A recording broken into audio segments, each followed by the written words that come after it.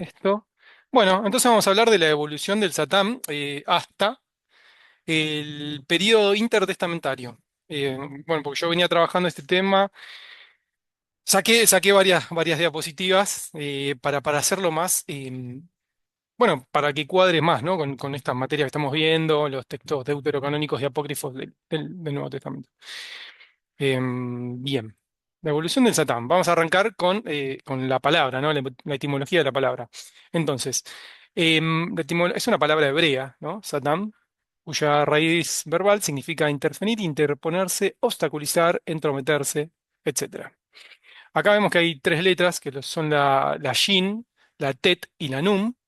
Bueno, después con el masorético se le van agregando las puntuaciones, ¿no? Pero la raíz verbal es STN, ¿no? Que bueno, que significa esto, interponerse. Y para que veamos esto, que no tiene, a ver, ¿cómo diríamos? No es que es algo negativo o algo positivo, es simplemente un adjetivo. Por ejemplo, en números 22-22, vemos que al ángel de Jehová se le llama Satán. Bueno, acá explico en este verso, el ángel de Jehová es quien interfiere ante Balaam, poniéndose en el camino para impedir que Balaam salga a maldecir al pueblo de Israel. Acá está marcado en rojo, si pueden ver en el hebreo tenemos la Shin, la Tet y la Nun final, o Nun Sofit, que es igual a esta palabra que aparece acá arriba. Entonces yo coloqué dos traducciones, ¿sí? Por ejemplo, la Reina Valera, que dice, y la ira de Dios se encendió porque él, Balaam, iba a maldecir a Israel. Y el ángel de Jehová se puso en el camino por adversario o por obstáculo, Satán, que está marcado en rojo, por obstáculo suyo. O sea, el ángel de Jehová se interpone ante Balaam, se le presenta como obstáculo para que Balaam no pueda maldecir al pueblo de Israel. Bueno, acá el versículo continúa, dice, iba pues Balaam montado sobre bueno, el asna, la burra, y con él dos criados suyos. La NTV dice, pero Dios se enojó porque Balaam iba con ellos. Así que envió al ángel del Señor a pararse en medio del camino para oponerse o para impedirle o para hacerle como un satán, o sea, para interponerse en el paso. ¿Sí? Entonces, no tiene, no es que es algo positivo o negativo. A ver, si alguien va a hacer algo malo y yo me interpongo, bueno, ahí éticamente vamos a creer que, bueno, lo que estoy haciendo soy un satán bueno, ¿no? O sea, soy un opositor bueno. Bueno, ese es el ejemplo, hay muchos más ejemplos, ¿no? A David también se le llama satán, bueno. Bien, ahora la figura de Satán en la Biblia hebrea, o sea, porque arrancamos del Antiguo Testamento, no estábamos hablando de una evolución. Entonces, en la Biblia hebrea, las únicas dos instancias donde aparece la figura del Satán, como ser angélico, con artículo, el artículo en hebreo es el Ja, ¿sí? El Ja Satán, o sea, el Satán, es en Job 1 y 2, que, bueno, leyendo la introducción hermenéutica de Pablo Andiñach al Antiguo Testamento, él nos marca que esta primera parte, estos primeros dos capítulos de Job, son del siglo quinto y cuarto antes de Cristo, o sea, son posexílicos. Y bueno, y también en Zacarías 3, que bueno, acá vemos que el año dice aproximadamente 520, bueno, es un texto post-exílico. Bueno, en estos dos casos, cuando analizamos los textos, se trata de un ser que viene de parte de Dios, o sea, es miembro de la corte celestial de Dios, que puede entrar tranquilamente en la presencia de Dios, que obedece a Dios, que su acción depende por completo de la autorización divina y nunca se presenta como un ser independiente. Siempre, si leemos estos tres capítulos, Job 1 y 2 y Zacarías 3, vamos a ver todas estas características en el Satán. El Satán ya es con artículo, ya deja de ser este sustantivo, ya ahora sí pasa a ser como una función. El Ha-Satán sería como o un ente o una función. Ya no es más el Satán sin el artículo. Em, bueno, como decía, Adolfo Roma también habla de este tema y bueno, él decía que se trata del fiscal de la corte celestial. El fiscal era un cargo, como lo es hoy, ¿no? El fiscal acusador. Una vez que se reunieron las pruebas, tiene la autoridad para presentar cargos contra los acusados. ¿Sí? Creo que hoy también se maneja así. Bueno, ahí aclaré una nota, porque también en Primera de Crónicas 21:1 aparece la palabra Satán, pero aparece sin el artículo. Y bueno, este libro ya también, analizando el libro de Pablo Andiñach, ya vemos que está entre los siglos 5 y 4 antes de Cristo, o sea, también es posexílico, ¿no? Y bueno, acá sí es como que también se lo acusa un poco a Satán em, como que incita al pecado, ¿no? Como que ya es este ente que incita al pecado. Bien, entonces en el Antiguo Testamento tenemos esta postura del Satán. El Satán es un miembro de la corte celestial bueno, de Yahvé, ¿no? Que, bueno, tiene una función. Y la función es ser el fiscal de la corte. Así como un fiscal busca pruebas cuando un acusado necesita ser condenado o no. Bien, a ver, no veo el título porque tengo este cosito este arriba. Ahí está. El título decía El papel del Satán en el Antiguo Testamento. Acá voy a continuar, ¿sí? Me parece que ya expliqué todo esto. Em, este ser o la idea de este ser, ya que aquí no aparece la palabra Hasatam, estoy hablando de crónicas, em, esto también lo tengo que borrar. Puede estar delante de la presencia de Dios, bueno, ya lo dije, ¿no? Viene de entre los hijos de Dios y entonces en la exégesis de este texto, este Satán forma parte de la corte celestial. Es un título específico, tiene un papel destructor, es una función. Em, Acá vemos un pasaje interesantísimo, interesantísimo. En Primera de Reyes 22:19 al 23 dice lo siguiente. Entonces, bueno, Micaías, ¿no? El profeta Micaías le dice al rey Ahab, o a Acab, oye, pues, palabra de Jehová, yo vi a Jehová sentado en su trono y todo el ejército de los cielos estaba junto a él, a su derecha y a su izquierda. Y Jehová dijo, ¿quién inducirá a Acab para que suba y caiga en Ramot de Galaad? Y uno decía de una manera y otro decía de otra. Y salió un espíritu y se puso delante de Jehová. Yo acá lo puse entre paréntesis. Esto es un espíritu que formaba parte del ejército de Jehová o de Yahvé. Si fuera un espíritu maligno, no, según en la teología, no podría, ¿no? Presentarse ante la presencia de Jehová. Y dijo, yo le induciré. Y Jehová le dijo, ¿de qué manera? Y el espíritu le dijo, yo saldré y seré espíritu de mentira en boca de todos sus profetas. Entonces Jehová le dijo, le inducirás y aún lo conseguirás. Ve pues y hazlo así. O sea, como que le dio el permiso, ¿no? Y ahora he aquí Jehová ha puesto espíritu de mentira en la boca de todos tus profetas. Y Jehová ha decretado el mal acerca de ti. Entonces, un tema interesante en la teología del Antiguo Testamento, por lo menos en la parte más antigua, ¿no? Em, es que Jehová es el autor del bien y del mal. En Lamentaciones 3:38 vemos que dice, ¿acaso no viene de Dios tanto lo bueno como lo malo? Y en Isaías 45:7 dice, yo, Dios, formo la luz y creo las tinieblas, traigo bienestar y creo calamidad. Yo, el Señor, hago todas estas cosas. Entonces, la teología de los antiguos no tenía ningún problema en creer que, bueno, Jehová tenía sus motivos para hacer tanto lo bueno como tal vez castigar o, cuando uno muchas veces castiga para corregir, ¿no? O tanto lo bueno como lo malo venía de parte de Jehová. Esto, clic. Ay, ¿cómo es esto? Ahí está. Vamos a correr un poquito esto para leer el título, ¿sí? Son 8 diapositivas. Entonces, ¿de dónde y cómo surge la figura del Satán como un ente celestial que se opone a Jehová? Bueno, acá ya viendo un par de textos, ¿no? Textos que, bueno, Adolfo Royman, Antonio Piñero.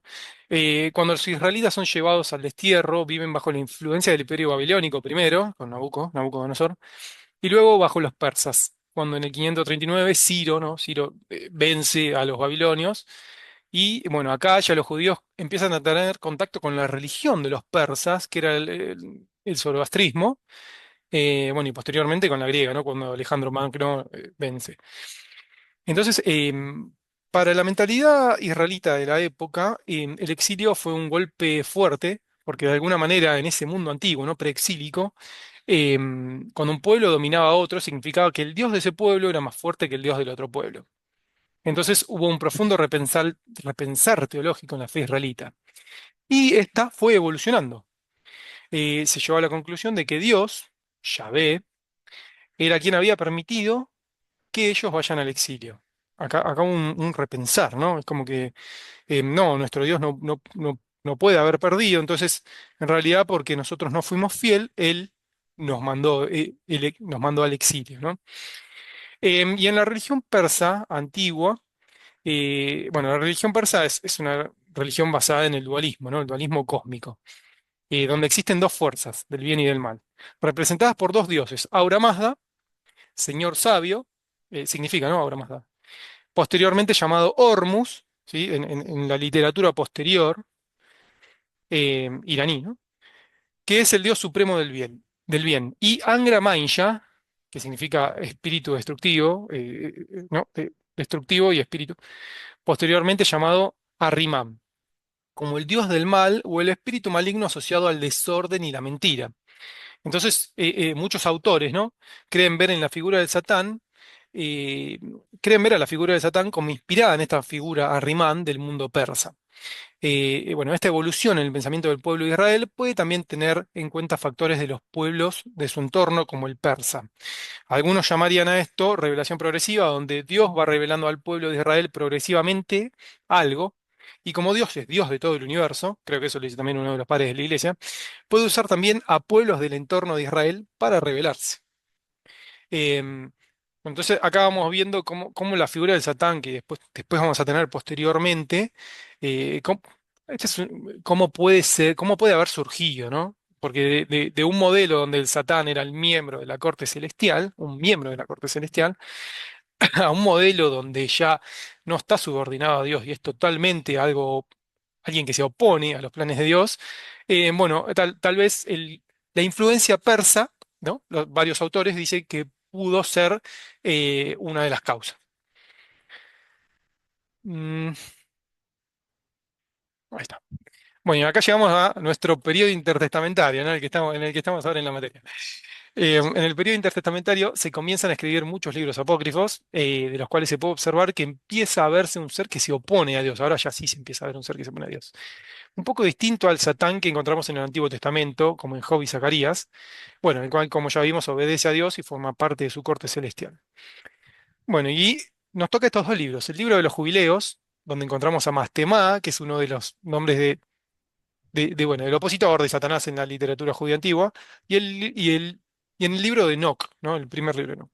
Encontramos a Semyasa como un ángel que encabeza una revuelta contra Dios. Después aparece otro más, Azazel.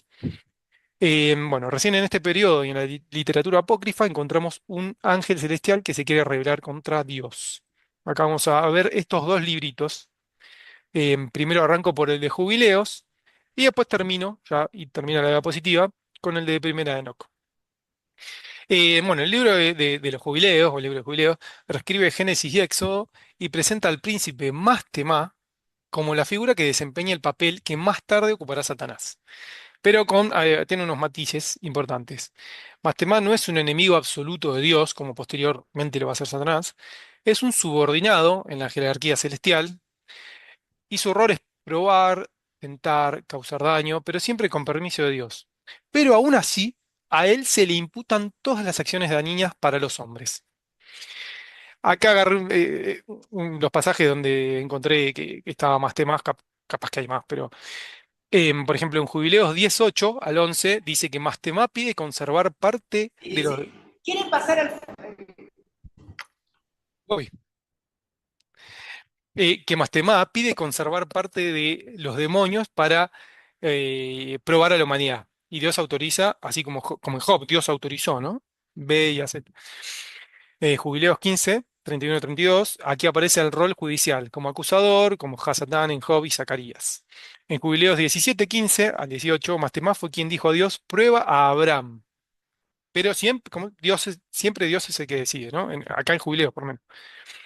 En Jubileos 18:9, Mastemá trata de impedir el viaje y de hacer que Abraham desobedezca. Actúa como opositor, pero siempre dentro del marco de lo permitido por Dios.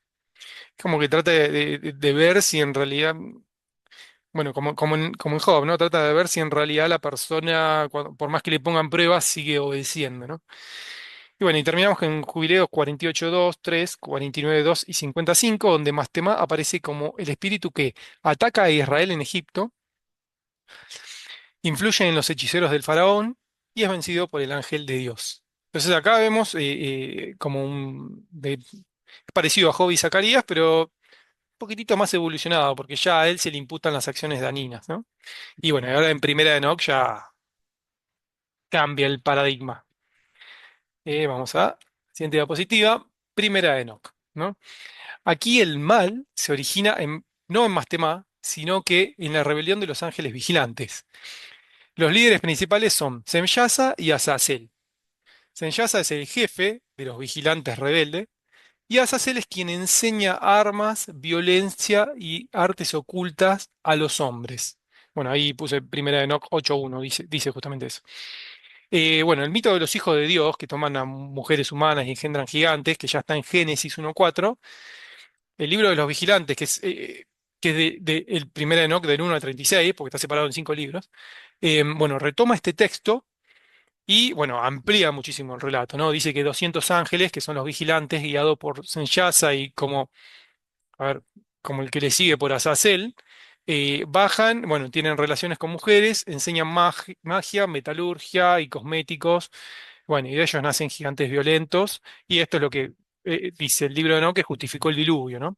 Como una relectura. En Primera de Enoch 6, del 3 al 8, Semyasa convence a 20 ángeles a descender para unirse con las hijas de los hombres. O sea, es como el cabecilla, ¿no? Es creo que decía en una parte como que el príncipe de los espíritus rebeldes o algo así.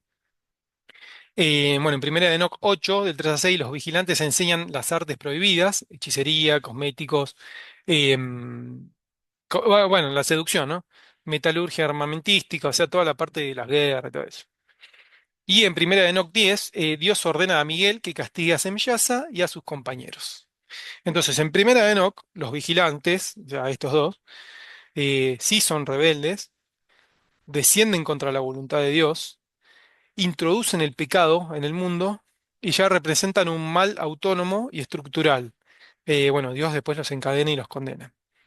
Pero bueno, acá ya vemos cómo ya va evolucionando un poquito y este personaje que teníamos en los jubileos, ya ahora estos dos no obedecen a Dios, estos son rebeldes. Y bueno, ya ahí vemos un poquitito que después dicen Yasa, Azazel, no sé, Belial, ya todos se unen, todos esos nombres se unen en un solo ente que ya para el periodo del Nuevo Testamento, bueno, pasa a ser Satanás, ¿no? Y bueno, y ahí continúa la historia.